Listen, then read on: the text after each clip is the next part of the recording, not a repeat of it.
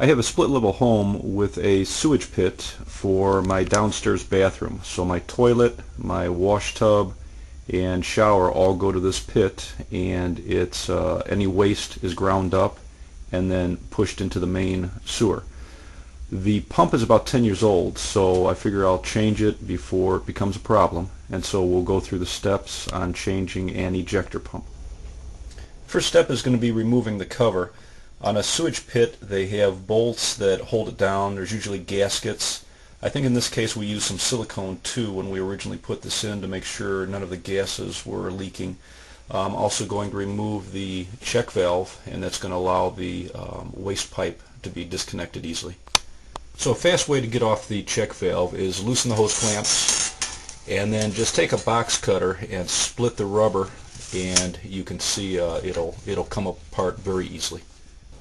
Alright, I have the cover off, and because this coupling on the discharge pipe is kind of locking in the cover on the pipe, I'm going to take a couple pipe wrenches and unscrew the discharge pipe from the old pump.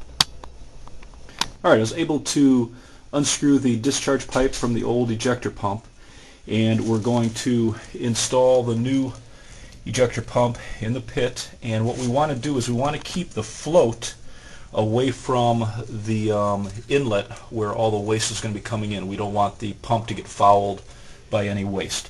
So make sure you point that pump away from where the water is coming into the pit. When I took off the old discharge pipe from the ejector pump, the threads were bad, and so I'm going to take a new male adapter and I'm going to cut a new piece of PVC and we'll attach it to the new ejector pump. Alright, I screwed the male adapter into the pump. I primed and glued the PVC pipe and pushed it in, gave it a quarter turn, and held it for about 20 seconds so the chemical reaction didn't push the pipe out of the socket. Now I drilled a 3/16 hole about the height of the pump, and that'll create a vent so the check valve can operate more efficiently. Alright, I've got the new ejector pump lined up. I took a hose clamp and kept the electrical cord up above the float so it doesn't ever get hung up.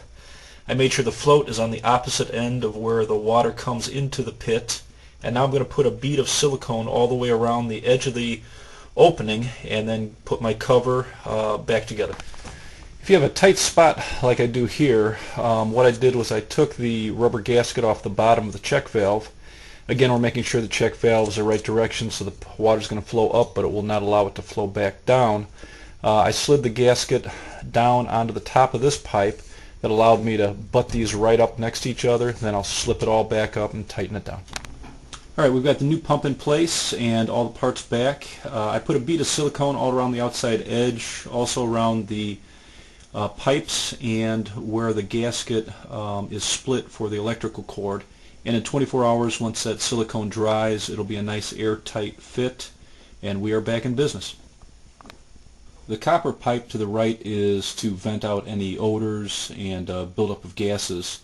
And if you have an ejector pit, you need to have it vented to the outside. And that pipe will be connected to the stack where all your plumbing is connected, and it'll vent out to the roof and out of the house.